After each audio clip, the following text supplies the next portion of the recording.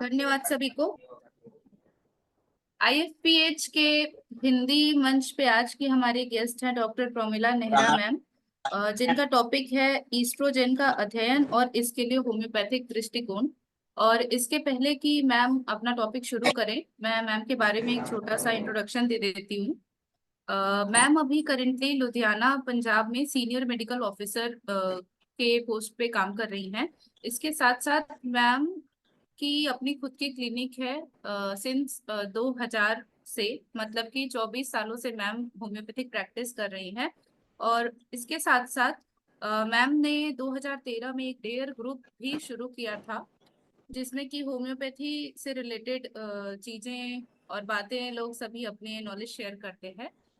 तो मैम मैं आपका स्वागत करती हूँ हमारे मंच पे, और आपसे रिक्वेस्ट है कि आप अपना टॉपिक शुरू करें। Thank you thank you. आप लोगों ने इनवाइट करा, डॉक्टर सानी ने जिस तरह से इनविटेशन दिया अच्छा लगा। डॉक्टर अंकिता, आपको भी बहुत बहुत थैंक यू जिस तरह से आप सब डॉक्टर्स को वेलकम करते हो। थैंक यू बेटा। तो आज का हमारा टॉपिक है इस्ट्रोजन। इससे पहले मैं इस्ट्रोजन से पहले ना मैं एक और चीज शेयर करना चाहती हूँ कि हमारे होम्योपैथी में बहुत सारी चीजें अलग अलग टाइप से हम हैंडल करते हैं। ठीक है जी। जैसे आजकल ट्रेंडिंग है, फैशन में आ गया है होम्योपैथी को किस तरह से लेना है कि हम माइंड से लेते हैं। मैं ऑडिबल हूँ, विजिबल हूँ? Yes ma'am. Okay, thank you. मेरी टेक्निक थोड़ी वीक है तो आप लोगों को ही हैंडल करना पड़ेगा अंकिता। Sure ma'am. ठीक है, मुझे एक्चुअली दिख नहीं रहा कि मैं कहाँ से दिख रही हूँ। नहीं मैम, आप विजिबल हैं, प्रॉपर ऑडियो भी आ रही है आपकी। ठीक है।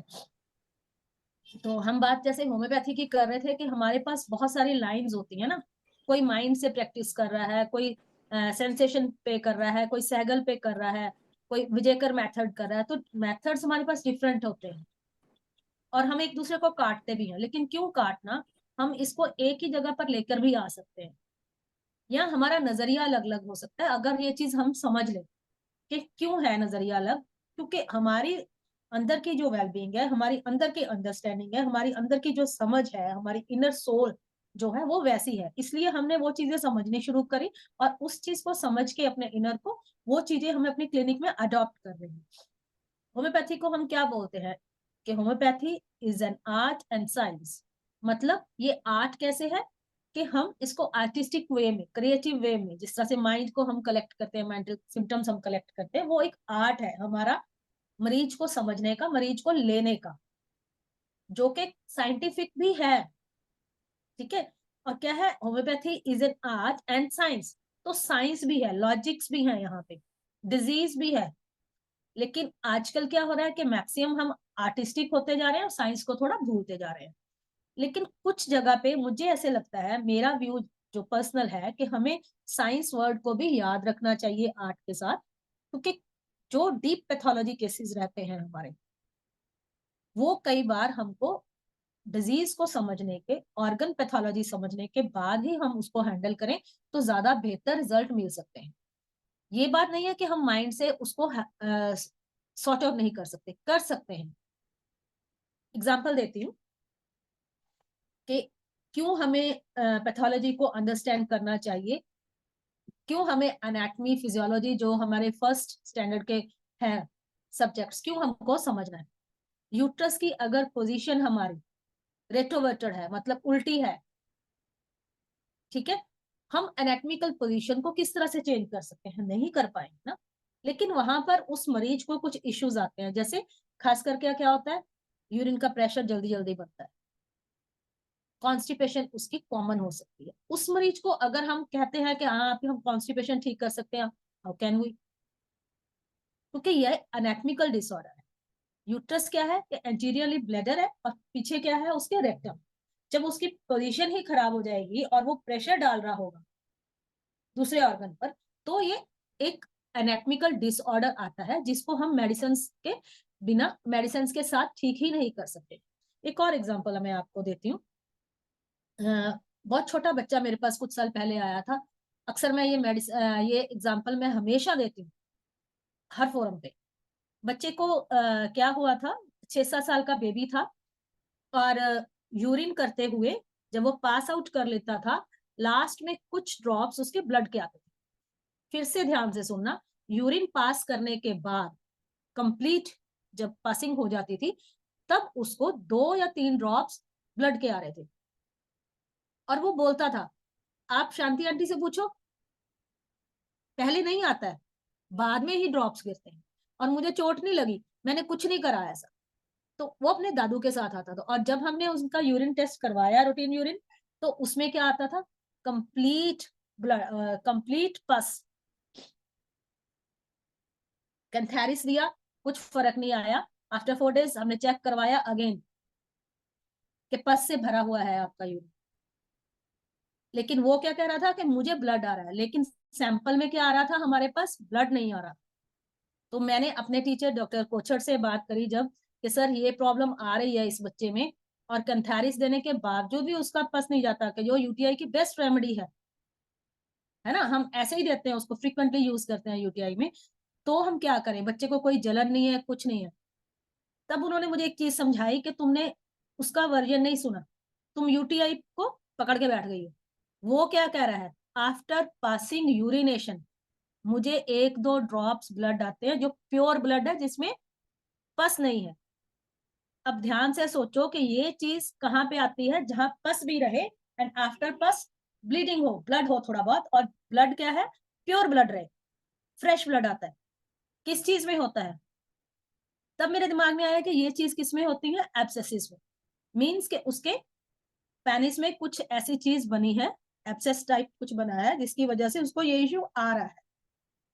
जब थोड़ा इंक्वायर करा तो पता लगा कि कुछ देर पहले वो क्रिकेट खेल रहा था, कुछ दिन पहले, और बॉल लगी थी, हर्ट हुई बॉल, वहां कुछ हर्ट होने के बाद कुछ जख्म हुआ होगा जो एब्सेस में तब्दील हुआ होगा, और उसकी वजह से क्या हो रहा था, यूरिन पास करता था, लास्ट में कुछ ब्लड के सेल्स आ रहे थे, और जो यूरिन कलेक्ट किया जा रहा था वो सेंटर पार्ट, हम यूरिन का कलेक्ट करते हैं, हम लास्ट वाला यूरिन कलेक्ट नहीं करते ना, इसीलिए सैंपल में हमेशा पस आता था, ब्लड नहीं। अगर ऐसे केसेस में हमें पैथोलॉजी का नहीं पता है, डिजीज की नॉलेज नहीं है, तो ऐसे केसेस को हमें हैंडल करना मुश्किल है। क्योंकि जब इसको रेमडी हमने कलकेरिया सल्फ दी और आफ्टर 4 or 5 days वो कंप्लीटली क्योर हुआ, अगर हम इसके माइंड सिम्टम्स पढ़ेंगे कलकेरिया सल्फ के, तो वो बच्चे के कहीं मैच नहीं, कोई इनसिक्योरिटीज नहीं थे, कोई ऐसा कोई फैटी फ्लैबी कुछ ऐसा नहीं मिल रहा था। लेकिन वो प्योरली पैथोलॉजी बेस्ड रेमेडी के एब्सेस की पैथोलॉजी जो वहां पे उसको मार्क्ड थी उस समय की, तो वो ठीक हुई। एक मैं और एग्जांपल आपको सब्जेक्ट शुरू होने से पहले बताती हूँ कि जब भी हम कोई मेडिसिन सिलेक्ट करते हैं, उसमें माइंड, फिजिकल, सब चीजें हम देखते हैं। ये नहीं है कि अगर आप फिजिकल पे रहेंगे तो माइंड वैसा नहीं डेवलप होता। एक्यूट पैथोलॉजीज में तो हो सकता है कि आपका डाइवर्जेंस आपको देखने को मिले, लेकिन जब आप क्रॉनिक केसेस देखते हैं हम पैथोलॉजी के, वहां पे माइंड और फिजिकल सेम जगह एक रेमेडी में अवेलेबल हो सकता है, हमारी नजर के ऊपर डिपेंड करता है। जो माइंड के बहुत अच्छे डॉक्टर्स बैठे हुए हैं, कभी उनको देखना, वो पैथोलॉजी को कैसे देखते हैं, माइंड से, उससे चेक करते हैं और उनके केसेस पैथोलॉजी के बहुत अच्छे से क्लियर होते हैं।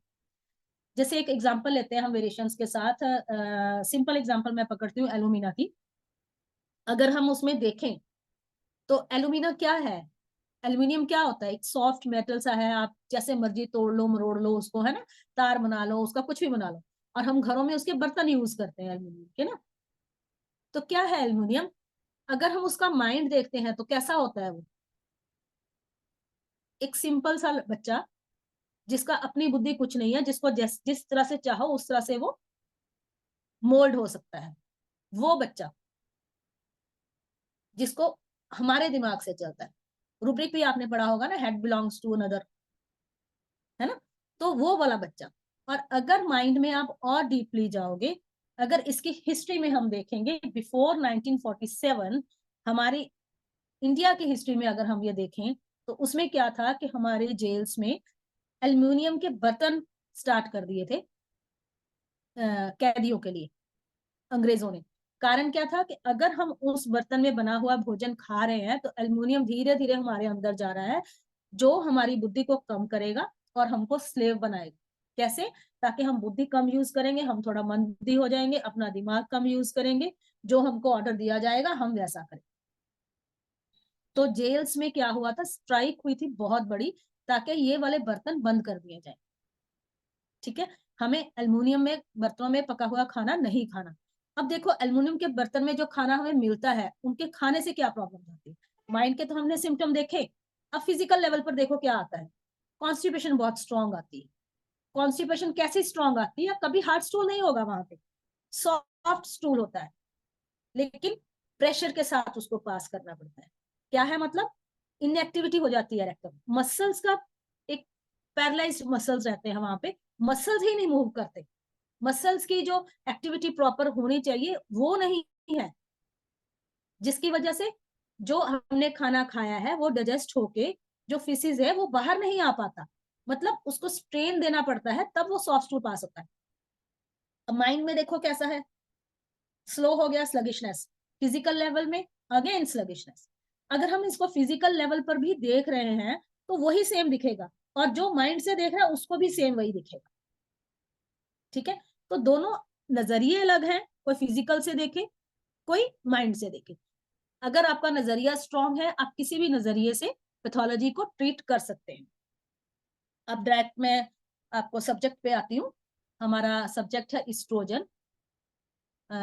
इस्ट्रोजन हार्मोन है। इससे पहले थोड़ा सा हम हार्मोन्स के बारे में देखें तो हार्मोन्स क्या है? हमारे केमिकल्स होते हैं बॉडी के, जिनका जो बॉडी के मैसेंजर्स रहते हैं। इनकी फंक्शनिंग क्या है? बॉडी का मैसेंजर होता है एक तरह का ये, और कंट्रोल क्या करता है? ये फिजियोलॉजिकल और साइकोलॉजिकल फंक्शंस को कंट्रोल करता है।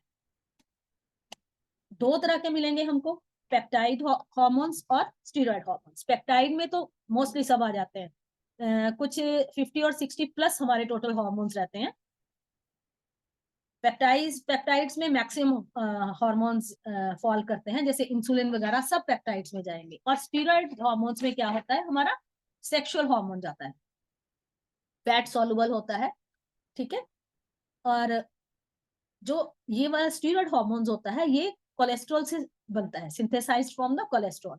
और सेक्स हार्मोन जैसे टेस्टोस्टेरोन हो गया, एस्ट्रोजन हो गया, प्रोजेस्टेरोन हो गया, ये वाले। ठीक है, और ये इनकी सिंथेसाइजेशन और दूसरी जगह कहाँ होती है? एड्रिनल कॉर्टेक्स में। टेस्टिस और ओवरीज यहाँ इसको और हेल्प करती हैं बढ़ाने में। ये तो हो गया हमारी कॉमन सी बात हार्मोन के बारे में। ठीक है जी, अब हम आते हैं डायरेक्ट इस्ट्रोजन, हमारा जो मेन सब्जेक्ट है उस पे आते हैं। खास करके लेडीज का हम अगर देखें तो जितने भी हमारे पास गायनी के केसेस आते हैं तो हम क्या बोलते हैं उनको? आपको हार्मोन का इशू है। कौन सा हार्मोन? कोई भी हो सकता है, लेकिन मेनली हम क्या देखते हैं? Oestrogen hormone. Oestrogen hormone women health का एक बहुत ही बढ़िया वाला एक अम्ब्रेला है, हमारी छतरी रहती है। अगर हमारा इस्ट्रोजन हमारे लिए अच्छे से काम कर रहा है, हमारी हेल्थ ठीक है। रिप्रोडक्टिव सिस्टम का एक बहुत बेहतर पार्ट है, जिसके बिना हम उसके बिना हम हमारी रिप्रोडक्शन हमारी बेटर नहीं होती, सही नहीं रहती। अब इस्ट्रोजन जो है, तीन हॉर्मोन्स उसमें रहते हैं। एक ग्रुप ऑफ हॉर्मोन्स होता है, तीन हॉर्मोन्स रहते हैं, जो कि फर्स्ट वन क्या है? E1 कौन सा है? एस्ट्रोन, जो मीनोपॉज के बाद में काम करता है। E1 जो आफ्टर मीनोपॉज। E2 जिसको स्ट्राइडल कहते हैं, जो रिप्रोडक्टिव ईयर्स में काम करता है। हम देखते हैं कि जो बच्चियां हमारे पास आती हैं पीसीओडी के लिए, या जिनको पीरियड्स के कुछ इशू होते हैं, हम जब हॉर्मोन्स चेक करवाते हैं तो उसमें हमेशा लिखा आता है स्ट्राइडल, तो वो E2 होता है। फिर E3 स्ट्रॉयल, जो प्रेगनेंसी के दौरान काम आता है। ठीक है, सोर्स इसका क्या रहता है? जो छोटे छोटे पॉइंट्स हैं आप प्लीज उनको नोट करना, देखना कि पैथोलॉजी में किस तरीके से ये फ्लोट करता है, पूरा पूरा वे जो है इसका हार्मोन्स का, किस तरह से हर छोटी चीज को पकड़ रहा है। सोर्स इसका क्या है? मेजर सोर्स क्या है? हमारा ओवरीज। टेम्परेरी ऑर्गन क्या रहता है? हमारा प्लेसेंटा। ठीक है, इसके बिना हमारा एडिनल ग्लैंड्स में एडिपोज टिश्यू जो होता है वो सक्रीट करता है थोड़ा बहुत, वो भी हेल्प करता है। और ओवुलेशन टाइम में हाईएस्ट पीक लेवल पर रहता है। ठीक है जी, और सिंथेसाइजेशन क्या है इसकी? कोलेस्ट्रॉल जो है इसका पेरेंट मॉलिक्यूल है, जो कि कन्वर्ट होता है प्रोजेस्टेरोन में, देन टू द एस्ट्रोजन। और एस्ट्रोजन जो है बहुत ही बेहतर रोल प्ले करता है कीपिंग कोलेस्ट्रॉल लो। मतलब जब ये सही रहेगा तो आपका कोलेस्ट्रॉल ठीक रहता है, जब इसका लेवल नीचे जाता है तो कोलेस्ट्रॉल ज्यादा हो सकता है, मतलब हमारा लिपिड का इश्यू आएगा। आपने देखा है कि लेडीज को ज्यादातर हार्ट अटैक्स नहीं होते हैं, अगर होता है तो आफ्टर मीनोपॉज होगा, है ना, मैक्सिमम यही हम देखते हैं ना। तो ये उसके खास रीजंस रहते हैं। अब हम देखते हैं कि इसके इफेक्ट्स एस्ट्रोजन के क्या है। हम पहले थोड़ा सा एस्ट्रोजन के पढ़ के उसके बाद एक मैं करंट मेरे पास केस चल रहा है, फिर उसके बाद उस पर आएंगे। इफेक्ट्स क्या है इसके? ओवरी पे इफेक्ट करता है, fallopian tubes, uterus and mammary glands. और दूसरा क्या करता है? एंडोमेट्रियम पे। एंडोमेट्रियम पे कैसे? उसको एंडोमेट्रियम को बिल्ड करता है, मसल मेम्ब्रेन जो होती है। जब इसका लेवल ऊपर नीचे जाता है, खराब होता है, तो क्या करता है? यूट्रस की जो इनर लाइन है वो बनती है जब हाई हो जाएगा, और जब ये डाउन जाता है तो क्या होता है? वहां पे हाइपरप्लेजिया के चांसेस बढ़ते हैं। और क्या है इसमें? ग्रोथ, ब्रेस्ट ग्रोथ में रिस्पॉन्सिबल रहेगा, बोन डेवलपमेंट में काम आता है। बोन की जो क्लोजर टाइम होता है, एपिफाइसिस टाइम होता है प्यूबर्टी के टाइम पे, मिनार्की से पहले, ठीक है। जब पीरियड्स गर्ल्स को स्टार्ट होने वाले होते हैं, तब जो प्यूबर्टी टाइम आता है बच्चों का, जो एपिफाइसिस का टाइम आता है, वहां पे बोन डेवलपमेंट में ये बहुत अच्छा काम करता है। और उसके बाद बोन डेंसिटी में बेसिकली बहुत अच्छा रिजल्ट्स आते हैं। हम अक्सर देखते भी हैं जितने बोन कैंसर के पेशेंट्स हैं, ठीक है, हड्डियों के पेशेंट्स हैं, वहां पे हम क्या कट आउट करते हैं? सबसे सबसे पहले उनका एस्ट्रोजन या फिर टेस्टोस्टेरोन। मेल्स में क्या होता है कि जिसको बोन कैंसर है और बोन पेन ज्यादा बढ़ गया है, तो हम टेस्टिस तक रिमूव कराते हैं ताकि ये सेक्स हार्मोन जो है ये कट आउट हो जाए और इसमें हेल्प ना करे, पेन को इंक्रीज करने में हेल्प ना हो। लो लेवल जो हो जाएगा तो क्या होगा? ऑस्टियोप्रोसिस और फ्रैक्चर्स इजीली होते हैं after menopause age. Structural difference को इन्फ्लुएंस करता है मेल और फीमेल बॉडीज को। एस्ट्रोजन अगर ज्यादा होता है तो ऑब्वियसली फीमेल बॉडी है, कर्व्स बनाता है ये, ठीक है। हेयर ग्रोथ अच्छी रखता है, स्किन इलास्टिसिटी में काम करता है, सेबेशियस ग्लैंड की एक्टिविटी को ये अच्छे से मेंटेन करता है ताकि एक्नी ना हो। इसके अगर एस्ट्रोजन का इशू है तो एक्नी ज्यादा हो। इसमें भी एक इशू आता है, देखिए एक्नी में अगर आप ध्यान से देखेंगे, मैं थोड़ा सा सब्जेक्ट से थोड़ा सा आगे जा रही हूँ।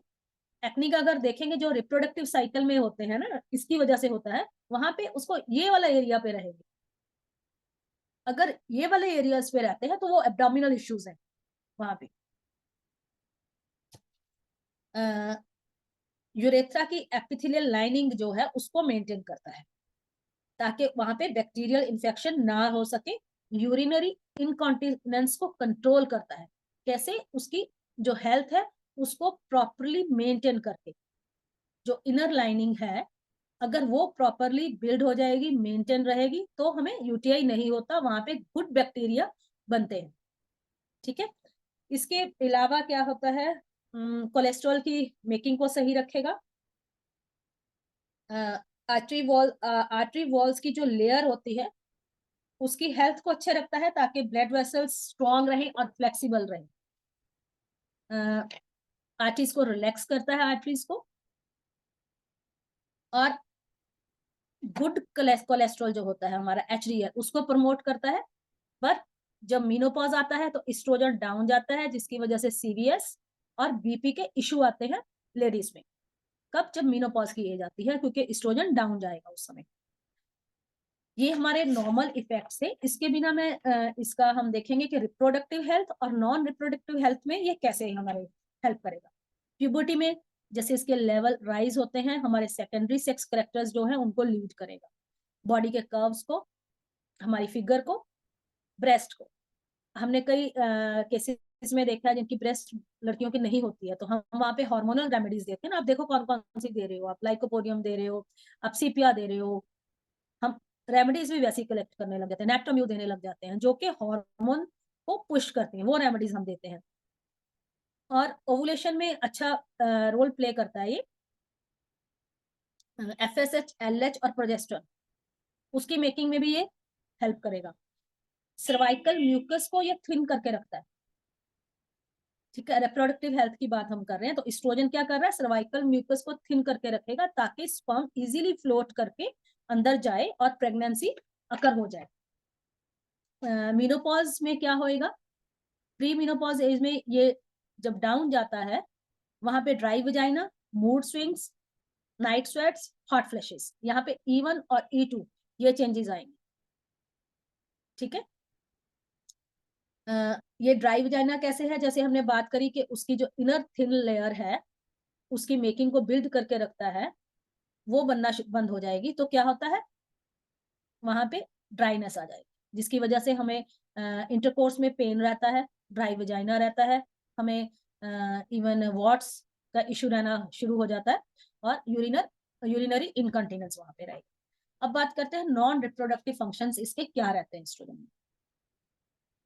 स्केलेटल इशू आ जाएगा, बोन डेंसिटी कम हो जाती है, जिससे फ्रैक्चर्स के इशू आ जाएंगे, ऑस्टियोप्रोसिस होता है। हमने देखा भी है, जैसे आफ्टर मीनोपॉजल एज के आसपास जाके या उसके बाद जब बोन डेंसिटी कम होती है, तो लेडीज के घुटनों में अगर आप टच करके देखोगे ना, फोल्ड कराओगे घुटना ऊपर नीचे, ये ऐसे वाली मूवमेंट्स अगर आती हैं, तो क्या होता है, उसमें कट कट की आवाज आनी शुरू हो जाएगी, बोन्स एक दूसरे को टच करेंगे। अगर एक्सरे करवाते हो तो वो घिसे आते हैं, तो हम बोलते भी हैं कि आप फोल्ड करके मत बैठिए वहां पे, आप सीधे बैठिए, आप मैं पालथी मत मारे, आप कुर्सी लेकर बैठे, ठीक है। सीबीएस में इशू करेगा, सीएनएस का इशू आएगा, कोलेस्ट्रॉल लेवल्स में इशू आ जाएगा, ब्लड शुगर लेवल्स आपके ऊपर नीचे हो सकते हैं, मसल मास आपका खत्म हो सकता है, कोलेजन प्रोटेक्शन जो है वो वीक हो सकती है, स्किन इलास्टिसिटी हमारी वीक हो जाती है इसकी वजह से, और ब्रेन फंक्शंस में कुछ कमी आती है।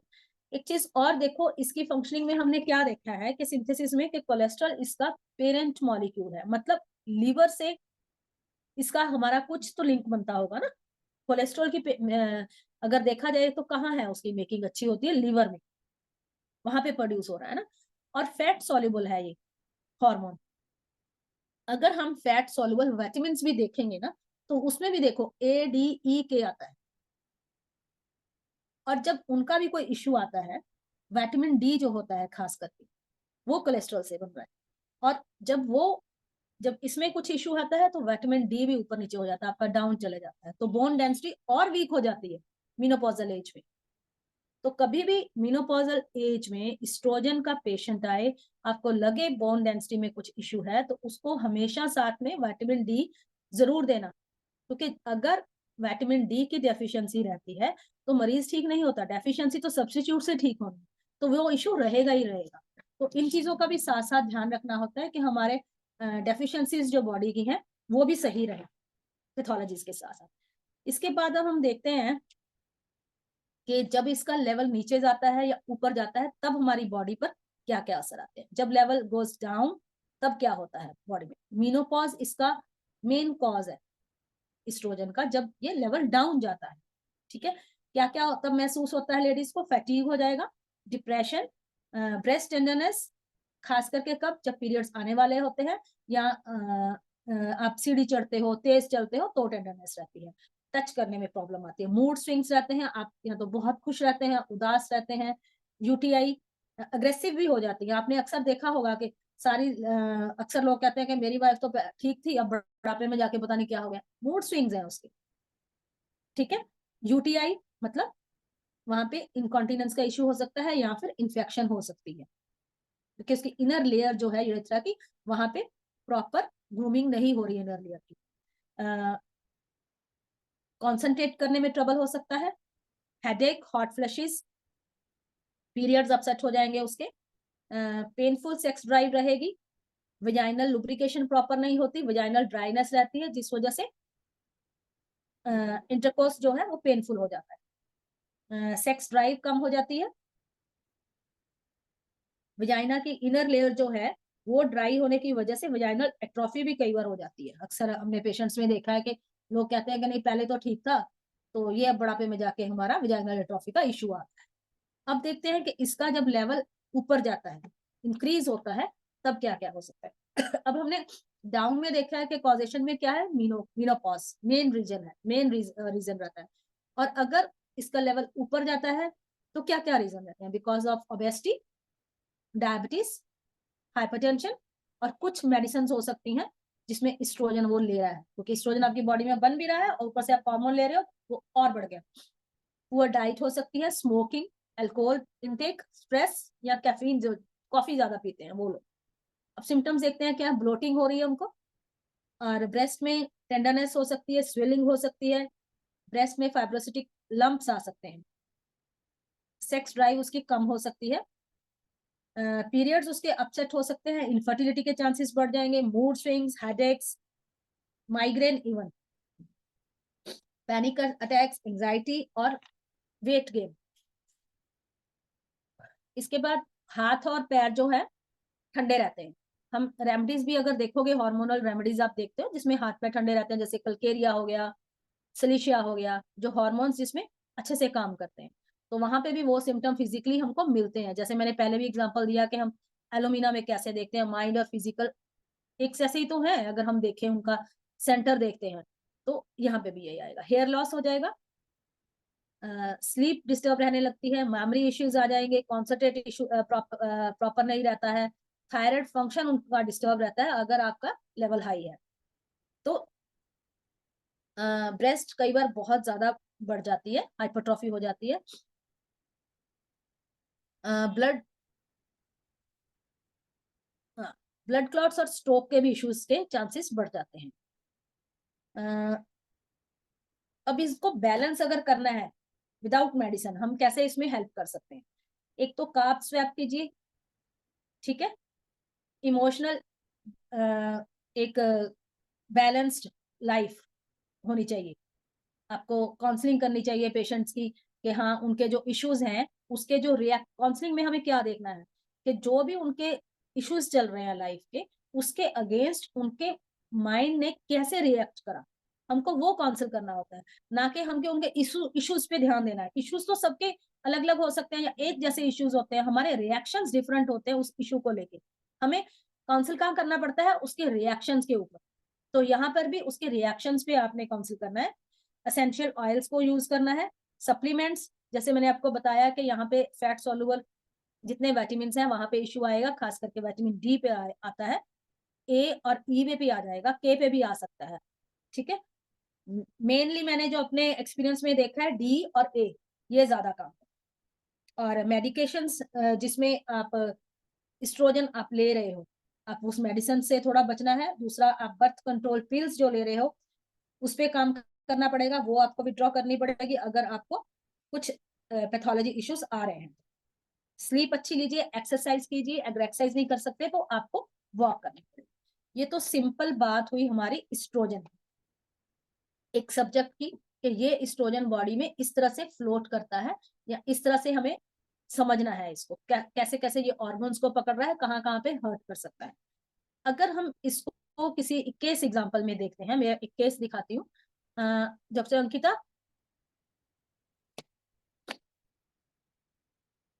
Ankita, yes ma'am. Yes ma'am. बेटा इनका जो फर्स्ट यूएसजी की रिपोर्ट है ना, हाँ जी। मेरे पास एक केस है, अराउंड 50 इयर्स की है ये मैम। आप उस केस में देखना कि मल्टीपल ऑर्गन्स इन्वॉल्व है। हम नहीं जानते कि वो एस्ट्रोजन उनमें कैसा है कैसा नहीं, हमारे पास जो केस आया जिस तरह से विद रिपोर्ट्स, हम सिर्फ वो पहले देखेंगे, फिर उसके बाद देखेंगे कि हाँ क्या क्या हो सकता है। बेटू ये डालना यूएसजी की जो फर्स्ट रिपोर्ट आई है। मैम 1 मिनट बस, मुझे ये 1 मिनट बस।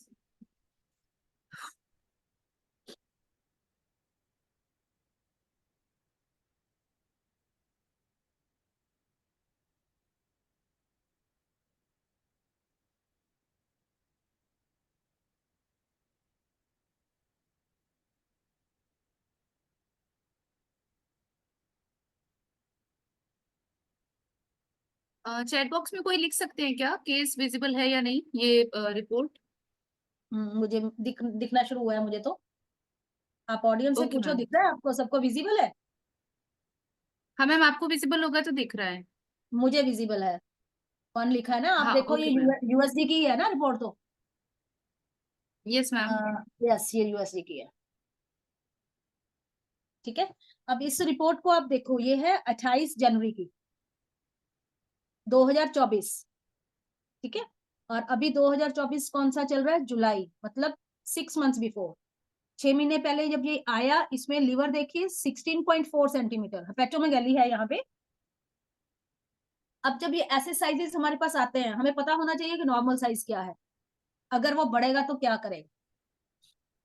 आप लीवर का साइज हम देख रहे हैं 16.4, नॉर्मल साइज हमारा मैक्सिमम कहां तक होना चाहिए, मेरे लिए 12 होना चाहिए, कुछ लोग 13 भी मानते हैं, पर मुझे लगता है कि 11 और 12 के बीच हो तो इट्स ओके। अगर ये 4 सेंटीमीटर, 4.5 सेंटीमीटर बढ़ रहा है, इतना बड़ा हो रहा है, तो कहाँ बढ़ेगा, या तो इधर को या इधर को, किसी तरफ को प्रेशर आएगा, जिधर को भी प्रेशर आएगा उसको थोड़ा पेन आएगा, और पैल्पिटेट करके हम देख सकते हैं। और अगर ये साइज बड़ा हुआ है तो दूसरे ऑर्गन को दुखी भी करेगा। हम भी जब फैल के बैठते हैं तो हमारा साथ वाला जो होता है वो दुखी होता है कि मुझे टाइट बैठना पड़ रहा है ना। तो यहाँ पे ये प्रॉब्लम आएगा जब ये बड़ा हो रहा है, तो इसकी अंदर के इश्यूज भी बड़े होते हैं। यहाँ पे ग्रेड 1 फैटी लिवर है इसमें, फर्स्ट रिपोर्ट में देखिए। फिर गॉल ब्लैडर में आप देखोगे मल्टीपल कैलकुलाई है, सबसे बड़ा कैलकुलाई उन्होंने 14 mm, 1.5 सेंटीमीटर के आसपास, दूसरा 11 mm और तीसरा 10 mm। ठीक है जी। उसके बाद आप आ जाइए सीधा एंड्रोमेट्रियम पे जो 15 mm है, हाइपरप्लास्टिक एंडोमेट्रियम, और 15 mm। यहाँ पे भी मालूम होना चाहिए हमको कि एंडोमेट्रियम जो होता है उसकी लेयर कितनी होनी चाहिए। अगर ज्यादा इसमें डार्क कलर में लिखा हुआ है, हमें ये तो पता लग गया कि हाँ यार ये बोल्ड लेटर्स में लिखा हुआ है, ये डार्क कलर में लिखा हुआ है, डार्क ब्लैक है, तो नॉर्मल क्या है 3 से 5 तक, या 2 से 4 तक, इतनी ही हो मीनोपॉजल एज में। मैक्सिमम 5 तक हो जाए, 6 तक, बस इतना ही रहे तो बेहतर है ना। तो यहाँ पर 3 गुना ज्यादा है। और यूट्रस का साइज यहाँ पे इन्होंने नॉर्मल लिखा है। ये हमारी फर्स्ट रिपोर्ट है। अब ऑर्गन्स देखिए इसमें कैसे इन्वॉल्व है, लीवर इन्वॉल्व है, ठीक है, गॉल ब्लैडर में स्टोन्स है, और एंडोमेट्रियम। ठीक है जी। इसके बाद एक और बेटा रिपोर्ट दिखाना, मैमोग्राफी की फर्स्ट वाली।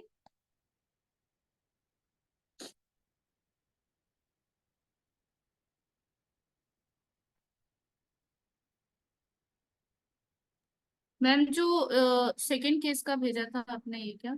हाँ नहीं, ये। आपको फर्स्ट दिखानी है मैमोग्राफी। हो गया।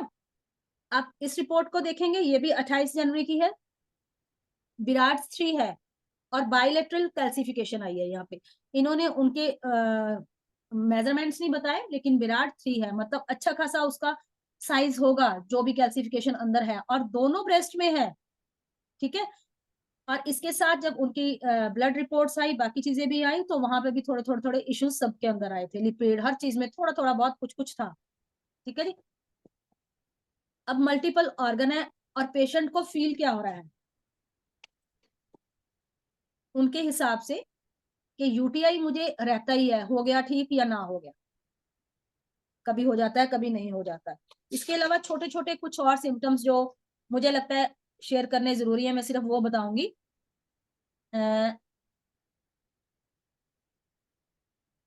अंडर आर्म्स में इचिंग रहती है, स्किन का इशू है, ड्राई रहती है स्किन उनके फोल्ड्स में ना, ये यहाँ पे या कुछ एरियाज में, फेस पे भी कुछ एरियाज में।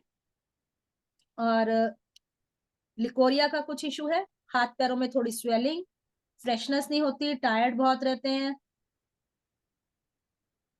सुबह उठ के लेफ्ट साइड में नमनेस उनको रहती है, राइट में भी रहती है लेकिन लेफ्ट में ज्यादा रहती थी, वीकनेस बहुत फील होती थी, और ब्लीडिंग के कुछ इशू रहते थे, स्पॉटिंग होनी, बार बार होनी, ये सब उनका ब्लीडिंग के ये वाले इश्यूज थे, ये कॉमन इश्यूज थे।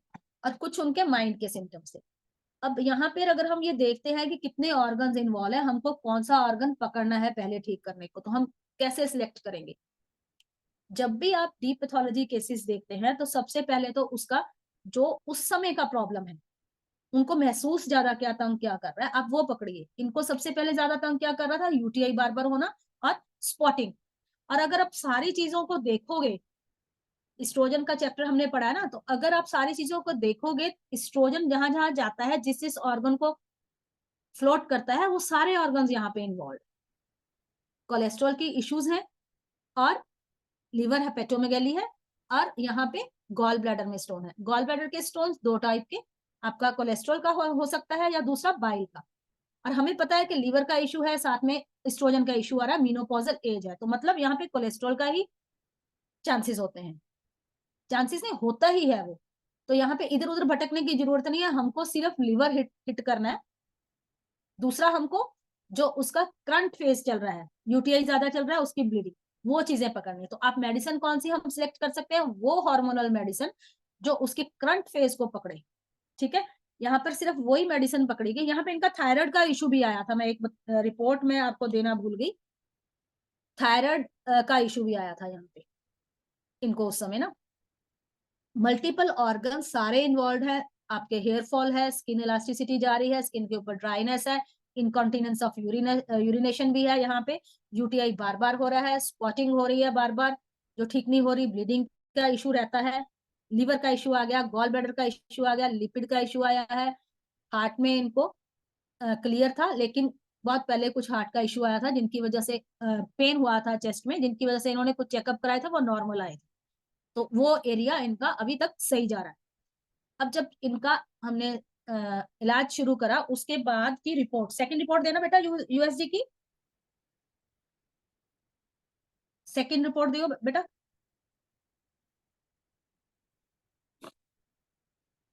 हाँ जी, अगर आप इसमें देखोगे, देखो लीवर का साइज 16.5 से सीधा 13.6 सेंटीमीटर, मतलब 3 सेंटीमीटर डाउन गया आप। ठीक है, थोड़ा रिलैक्स हुए। उसके बाद गॉल ब्लैडर में आप देखोगे 11.3 mm की बड़ी रह गई थी एक, बाकी स्लज था उसके मल्टीपल कैलकुलाई का, मतलब हम वहां पे भी कामयाब हो रहे हैं एक गॉल ब्लैडर कैलकुलाई को भी देखने के लिए। और उसके बाद आप आ जाओ, जो हमारा था एंडोमेट्रियम, वहां पे कोई चेंज नहीं है, 15 mm है, सेम है। यूट्रस का यहाँ पे इन्होंने साइज दिया हुआ है 91 mm, 9 सेंटीमीटर। और जब भी मिनोपॉजल एज होती है, हमारा यूट्रस का साइज हम 6 to 8 सेंटीमीटर लेते हैं, और बच्चे पैदा होने के बाद थोड़ा सा यूट्रस बल्की हो जाता है, पर इतना बल्की नहीं है ये, जितना इसमें साइज के हिसाब से अगर देखें तो इतना बल्की नहीं था। ये हमारी सेकंड रिपोर्ट, मतलब जो भी हमारा चल रहा है केस, वो रिकवरी पे आए, उसकी डीप पैथोलॉजी सही हो रही है। अब हम इसकी तीसरी रिपोर्ट देखेंगे, अल्ट्रासाउंड की बेटा थर्ड रिपोर्ट दिखाना बेटो।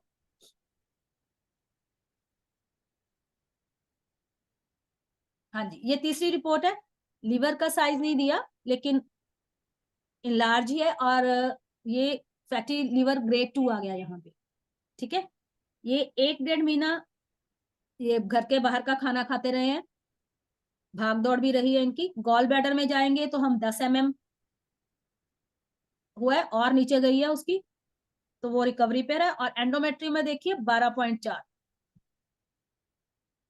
15 mm से डाउन गई है, 1.5 सेंटीमीटर से 12.25, 12.5 पे आ गई है, मतलब हम वहां पे हमें अच्छा रिजल्ट मिल रहा है, और हमें गॉल ब्लैडर पे, इसका मतलब हमारा जो मेडिसिन का तरीका है वो सही जा रहा है। इसके साथ बेटू वो दिखाना, दूसरी रिपोर्ट भी दिखाओ। हाँ जी, मेमोग्राफी में देखिए, ये जो तीसरी रिपोर्ट में आपको दिखा रही हूँ, ये अभी की है, 16 जून, उसकी तो जुलाई की है, अभी 25 जुलाई की, 2 दिन पहले की है। और ये मेमोग्राफी पिछले मंथ की है, 16 जून की। इसमें कोई भी कैल्सिफिकेशन नहीं आई, पूरी तरह से ब्रेस्ट में क्लियर हो गई थी कैल्सिफिकेशन। अब हमें रिकवरी मोड देखिए, इसकी पैथोलॉजी रिवर्ट कैसे हो रही है, सारी ऑर्गन से पीछे पीछे पीछे जा रही है। अभी ये रनिंग में है 6 महीने में, होपफुली अगले 6 महीने में ये पूरी तरह रिकवर हो जाएगा। सिलेक्शन ऑफ मेडिसिन क्या रहा, अब उस पर आते हैं। वो मेडिसिन जो आपके मेजर हार्मोन को पकड़ सके, जो आपके माइंड को और जो आपके फिजिकल को पकड़ सके, उसके साथ जो आपके अप्स एंड डाउन सिम्टम्स आ रहे हैं, आप साथ साथ बेसिक मेडिसिन के साथ वो दे सकते। यहाँ पे मेन मेजर मेडिसिन हमने क्या दिया था, सीपिया। इनके बहुत सारे सिम्टम्स जो थे, फिजिकल और माइंड दोनों को पिक कर रहे थे, लेकिन साथ साथ में सिर्फ सीपिया से काम नहीं चल रहा था, साथ साथ में दूसरी रेमेडीज, जैसे इनका स्टोन का डाउन करना था, हमको कोलेस्ट्रिनम देना पड़ा बीच में, जो इनके सिम्टम्स आ रहे थे, यूटीआई ज्यादा आ रहा था, या बीच में इनका एस्ट्रोजन को पुश करना पड़ा, ओवरी को ठीक करना पड़ा, ताकि एस्ट्रोजन की मेकिंग अच्छी हो सके, थोड़ा सा ठीक हो सके, ज्यादा डाउन ना आ जाए, हमें खराब ना करे। मीनोपॉज में देखो डाउन जाना ही जाना है, वो जाए कोई बात नहीं, लेकिन हमें खराब ना करे, वो चीजें आपको देखनी पड़ेगी। तो थोड़ी देर के लिए आपको कुछ रेमेडीज ऐसी देनी पड़ती है जिससे एस्ट्रोजन ऊपर आ सके, तो हम उसके लिए भी मेडिसिन देते हैं, जैसे ओफोर्निम आप यूज कर सकते हो, कलकेरिया का आप यूज कर सकते हो, है ना, या फिर जो आप उनकी मोस्ट सिम्लिमम रेमेडी है जिसमें उनके सारे माइंड और फिजिकल के सिम्टम्स आ सके, वो यूज कर सकते हैं। ठीक है, तो ये चीजें इनके साथ साथ चली हैं हमारी। और पैथोलॉजीज में मैं हमेशा कहूंगी वो चीज पकड़ना जो सामने है, और फिर उसके बाद धीरे धीरे धीरे अंदर तक जाना, ताकि पूरी पैथोलॉजी उसकी कवर हो सके। जैसे इसमें ऑलमोस्ट काफी चीजें ठीक हो गई हैं, जैसे उसका ब्रेस्ट फाइब्रोमा था, दोनों साइड्स पे वो चला गया, ठीक है, उसके गॉल स्टोन जो हैं वो डाउन जा रहे हैं, लीवर का साइज ठीक आ रहा है, अब तो एंडोमेट्रियम भी सही हो रही है। तो ऑलमोस्ट विटामिन डी इनका सच डाउन था, जिसके लिए शॉर्ट्स भी बोले हुए हैं हम विटामिन डी के हमने, तो वो चीजें इनकी रिकवर होती जा रही हैं। किसी का कोई सवाल हो?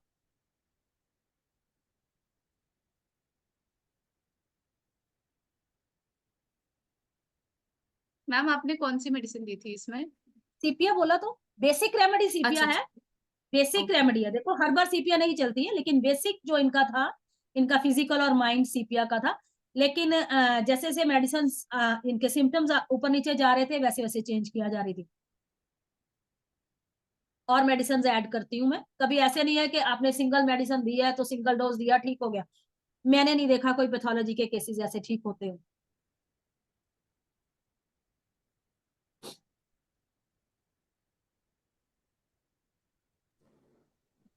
चैट में आया, क्या आया है मैम, ब्रैड 3 से ब्रैड 1 में भी आया है, कोई बात नहीं, ये चले जाएगा सर, ये भी, ये कोई छोटा बहुत कनका रह गया होगा, ब्रैड 1 बहुत कम होता है राजे। वैसे उन्होंने लिखा हुआ है कि कोई नहीं दिखा है, आप देखोगे तो नो डेफिनेट पैथोलॉजी सीन विराट 1, कोई बात नहीं।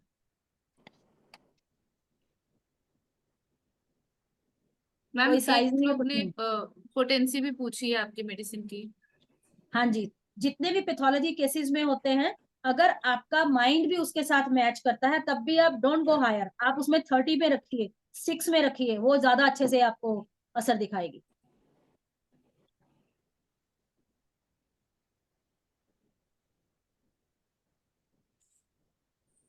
कुछ और सवाल?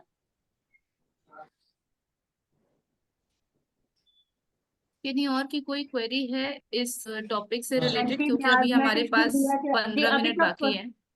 इन्होंने बोला, डॉक्टर स्वाति ने एंटी मियाजमेटिक भी दिया क्या? अभी तक जरूरत नहीं पड़ी, क्योंकि मुझे लगा नहीं है कहीं ये केस रुका है, अभी तक केस चल रहा है। जब मुझे लगेगा कि हाँ इस केस में मुझे सही से पॉजिटिव रिजल्ट देना बंद कर दिया, तब मैं सोचूंगी कि इनको एंटी मियाजमेटिक देना है या नहीं देना है ना।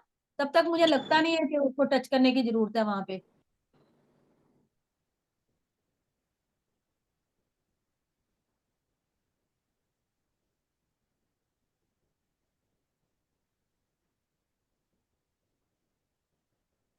आप एंटी मियाजमेटिक यूज कर सकते हैं, लेकिन तब जब लगे जरूरत है, अदरवाइज मैंने कभी ऐसे यूज नहीं करा।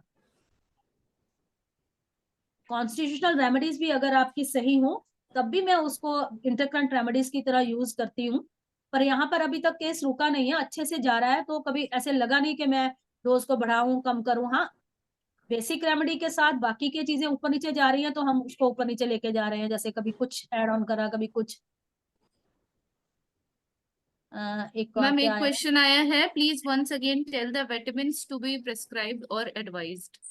हाँ जी सर, इसमें बेटा जैसे फैट सॉल्युबल होते हैं, विटामिन डी जो है ना, वो लीवर ही कोलेस्ट्रॉल ही उसको सिंथेसाइज करता है। तो जब यहाँ पर कोई इशू आएगा तो आपका विटामिन डी जाएगा, जैसे इस केस में विटामिन डी डाउन गया हुआ था ना। तो अगर आप विटामिन डी भी लेते हो तो ये केस अच्छा जाएगा, क्योंकि विटामिन डी की डेफिशिएंसी से जो इश्यूज आ रहे हैं, आप कोई भी मेडिसिन दो वो रिकवर नहीं होएगा, क्योंकि वो डेफिशिएंसी है वहां पे, आपको उस डेफिशिएंसी को कवर अप करना ही पड़ेगा।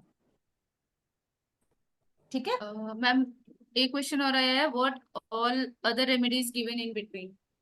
बेटा जैसे कोलेस्ट्रेनम 3x दिया है बीच में, एक बार हमको जब मुझे लगा था कि इनकी ब्लीडिंग का कोई इश्यू आया है ज्यादा, तो तब मैंने ऊफोरिनम भी दिया बीच में 3x में, और कई बार हमने थैलेस्पी भी दिया है, और हाइड्रास्टिस क्यू, जैसे जैसे उनके सिम्टम्स ऊपर नीचे आते रहे हैं, क्योंकि ये प्योर पैथोलॉजी केस है, डीप पैथोलॉजी केस है, तो जैसे वो सिम्टम्स बोलेंगे वैसे ही चलना, लेकिन बेसिक रेमेडी को कभी मत छोड़ना, वो चलते रहने देना। अगर कुछ दिन के लिए बंद है then come back to basic remedy, वापस आना है आपको उसके ऊपर फिर से थोड़े दिन बाद ना।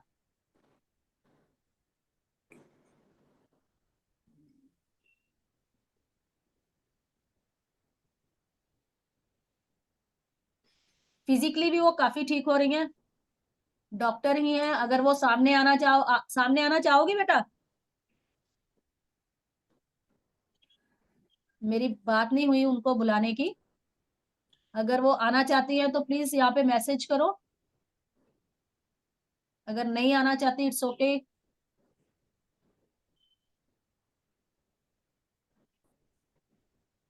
Do you upload the recordings of this cases and where? कहाँ पर चाहते हो आप ऐसे केसेस की रिकॉर्डिंग को? मैम वो लेक्चर अच्छा, रिकॉर्डिंग्स पूछ रहे हैं, तो IF PH ओके। की यूट्यूब हाँ चैनल जी, पे तो कह रहे अगले हैं दिन ही अपलोड हो जाती है videos. Ma'am I can talk, आप सरन को आप इनको अलाउ करो प्लीज, सरनजीत कौर को, ये इन्हीं का ही हाँ मैम। केस है। ओके ओके, एक मिनट।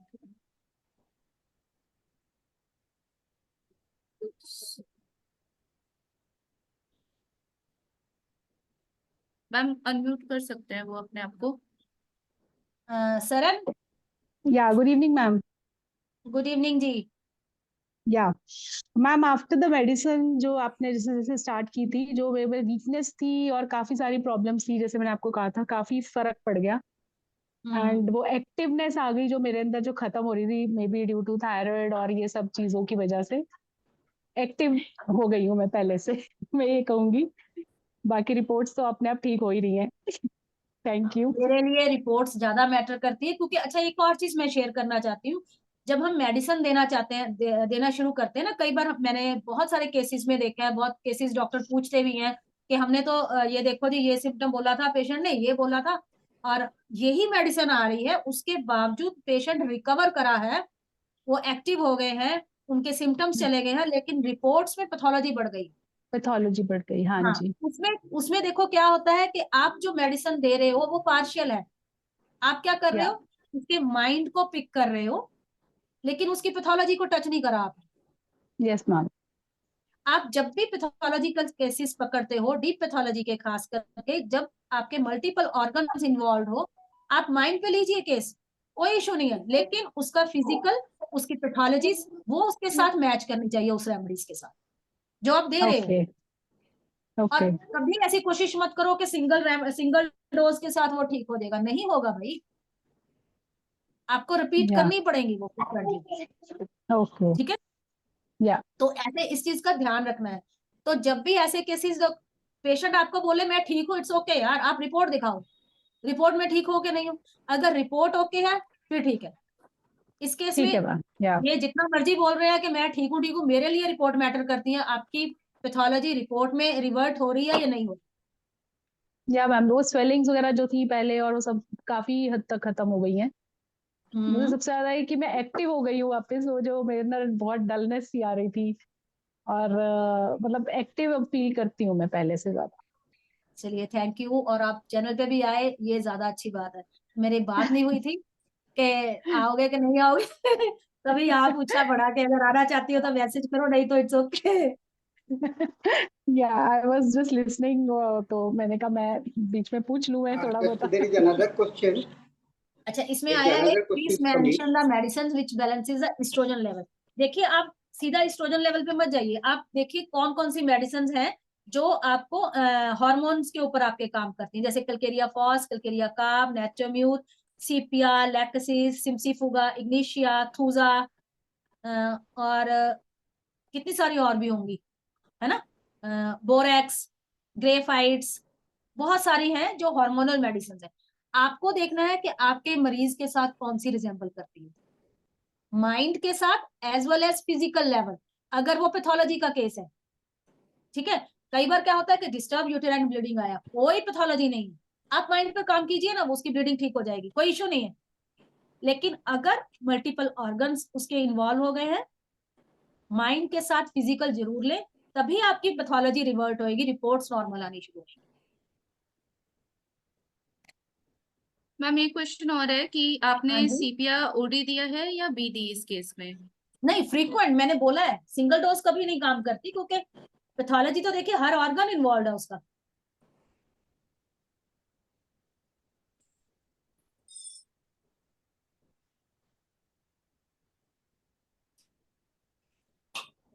अभी ये केस चल रहा है, रनिंग में है, 6 महीने हुए हैं।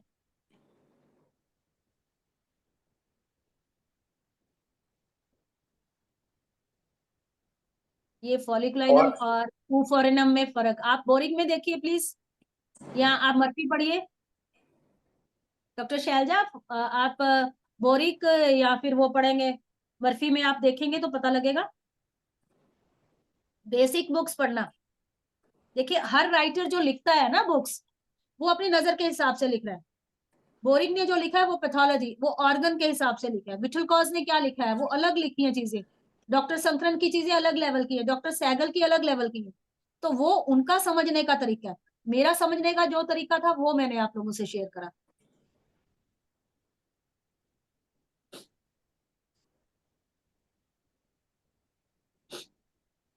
Any clinical tips? समझी नहीं मैं आपका सवाल।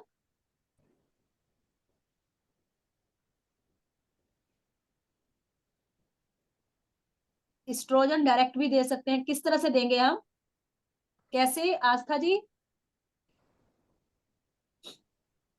एलोपैथी में बोल रहे हैं क्या आप?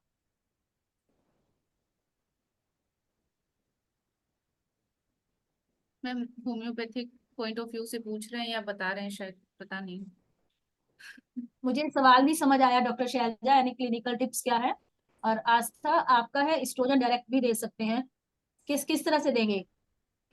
या तो फिर एलोपैथी में वही मैं आपको पहले बता रही हूँ कि जिस तरह से लेते हैं लोग वहां पे, उस तरह से करना पड़ेगा।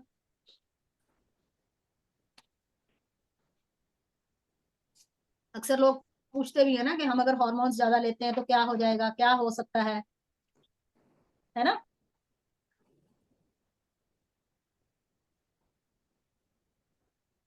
एस्ट्रोजन टेकिंग अगर ज्यादा हो जाए, हम पेशेंट्स ले रहे हैं एस्ट्रोजन, तो होता क्या है कि वॉर्म लाइनिंग जो है वो थिक हो सकती है, वॉर्म का कैंसर जो है उसके चांसेस बढ़ सकते हैं। और ब्रेस्ट में क्या इशू आता है, मिल्क डक्ट्स जो होती हैं उनकी ग्रोथ ज्यादा हो जाती है। एस्ट्रोजन होम्योपैथी में भी अवेलेबल है, मेरी नॉलेज में नहीं आया, सॉरी। अगर होगा तो आपको सिम्टम्स देखने पड़ेंगे, आप अपने पेशेंट्स पे ट्राई कीजिए।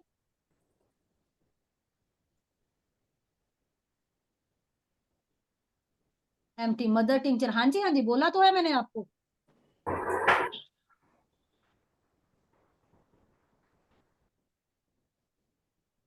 बिल्कुल आप करवा सकते हैं, मैंने बोला है। पर जब क्लियर कट हो तो जरूरत ही क्या है, यहाँ पे सारे ऑर्गन्स उस तरह से थे, मीनोपॉजल एज है, तो जरूरत मुझे लगी नहीं, तो बोला नहीं मैंने इनको। थैलेस्पी हाइड्रास्टिस मदर टिंचर यूज करा हुआ है।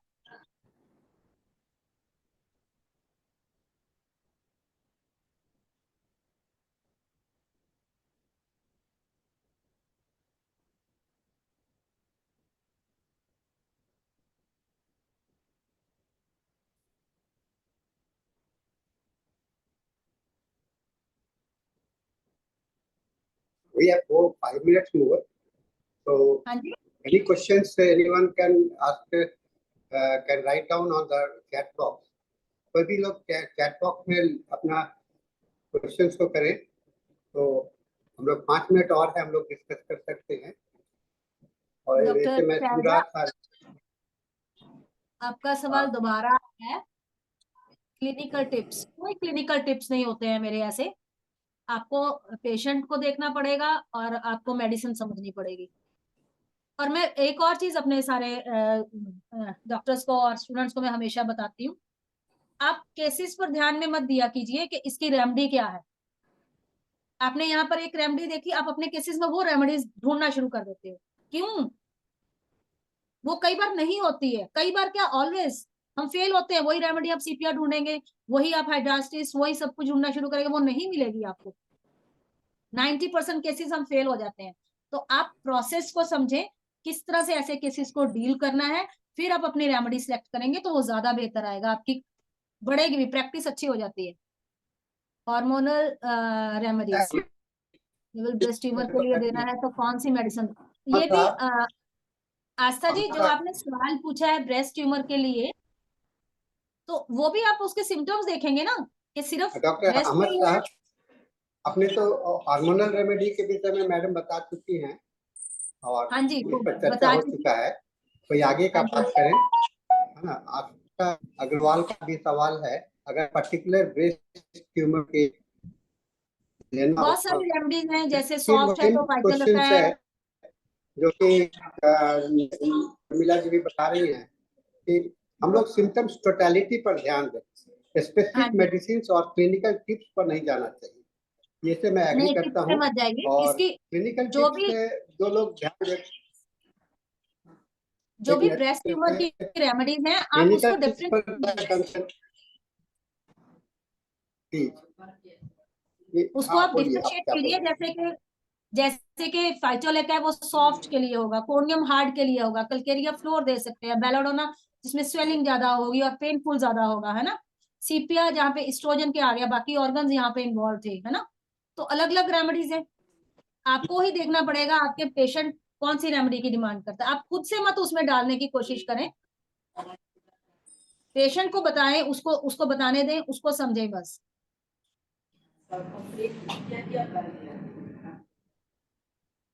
बहुत अच्छा है। और हम लोग के पास में 3 मिनट और है। मैं ये चर्चा करना चाहूँगा, क्योंकि आ, बात चली क्लिनिकल टिप्स की, तो जो बहुत लोग इंटरेस्टेड होते हैं कि मुझे एक ऐसा बिना मेहनत किए हुए कोई दवा मिल जाए, है ना। लेक्चर्स में सुन करके लगता है कि यह बहुत अच्छा काम करता है, लेकिन जब जो भी केस क्लिनिकल टिप्स या जिसको कहते हैं स्पेसिफिक, तो होम्योपैथी में कोई स्पेसिफिक थेराप्यूटिक अप्रोच नहीं होता है। टोटलिटी सिम्टम्स, प्रेजेंटिंग सिम्टम्स को होना बहुत जरूरी होता है। तो इस पर ज़्यादा कंसंट्रेट करें बनस्पत की, हम लोग ये चीज़ कहें कि इसके लिए क्या दवा होगा, इसके लिए क्या दवा होगा। क्लिनिकल टिप्स हमेशा आपने भी नेहा जी ने भी आपको क्या बताया, it is that you see patient को क्या ऑब्जर्व ऑब्जर्वेशंस का बहुत इंपॉर्टेंट है। और उसी बेहतर टोटलिटी, क्योंकि देखिए किसी एक सिम्टम से हैनीमैन का भी अप्रोच है कि patient is never represented by a single symptom, however declared it may be. It is the totality, it is the totality and unique case history that comes out, because every individual, हर एक लोग एक दूसरे से अलग होते हैं। तो हर एक अलग होने के कारण क्या होगा कि आपको उसकी इंडिविजुअलिटी को निकालना पड़ेगा, और यह इंडिविजुअलिटी को आप निकालेंगे तो उसके हिसाब से आपकी दवा आएगी। और मेट्रा मेडिका का A to Z में से कोई भी दवा आपका सिलेक्शन में आ सकता है। इसलिए ऑर्गन स्पेसिफिक मेडिसिन ये सब सारे गाइडलाइंस है, कंसिडरेशन है, but not they are the specific. तो इस बात को दिमाग में हमेशा रखना चाहिए, ओपन रहना चाहिए। और प्रमिला जी ने शुरू में ही पहले कहा था कि हम लोग बहुत सारे टेक्नोलॉजी, बहुत सारे लोग सिस्टम यूज करते हैं, और कौन सा अच्छा है कौन सा, मैं कहता हूँ कि सभी अच्छे हैं, लेकिन एक अपने अपने दायरे में, है ना, अपने अपने दायरे में। सभी का अप्रोच अपना अपना है, लेकिन हमको एक इंटीग्रेटेड अप्रोच बनाना है। जो सभी में अच्छे हैं उसको ले लेना है, जो आपको अच्छा नहीं लगता है, जो आपका सूटेबल नहीं है, उसको छोड़ देना है। तो हम लोग का समय अब पूरा हो चुका है। अंकिता जी, हम लोग सेशन को क्लोज करना चाहेंगे। थैंक यू डॉक्टर साहब। फिर से मैं वही बात बोलूंगी कि सारे डॉक्टर्स की अपनी अपनी समझ होती है, अपनी समझ के अनुसार ही अपना सब्जेक्ट चूज करो। अगर आप माइंड पे अच्छा काम अच्छा कर सकते हैं तो उसको बहुत अच्छे से टैकल कीजिए। अगर फिजिकल्स को कर सकते हैं तो वहां पे, सेंसेशन पे कर सकते हैं, सैगल के कर सकते हैं, वहां पे पूरी मेहनत करो और एक्सप्लोर करें खुद को भी और अपने मरीज के साथ। तो thank you once again doctor Sani. Thank you Ankita. My pleasure ma'am. Thank you so much ma'am, आज हमें अपना टाइम देने के लिए और ये इतना अच्छा केस बताने के लिए। और आपसे यही रिक्वेस्ट है कि प्लीज आप आगे भी हमारे प्लेटफॉर्म के साथ ऐसे ही जुड़े रहें और हम सभी का ऐसे ही ज्ञान और मनोबल दोनों बढ़ाते रहें। Thank you so much ma'am. और इसी के थैंक यू वंस अगेन। और इसी के साथ में हमारा 7 से 8 का हिंदी सेशन समाप्त होता है। और इसके बाद में 8 बजे से 9 बजे तक के इंग्लिश सेशन के लिए आप लोग सेम लिंक से ही कंटिन्यू कर सकते हैं। और उसके लिए धनेश सर अगला सेशन मॉडरेट करेंगे। मैं उनको हैंड ओवर करती हूँ mic. Over to you sir. Thank you, Dr. Ankita and Sahani sir. Good evening, thank good you. afternoon, and good morning.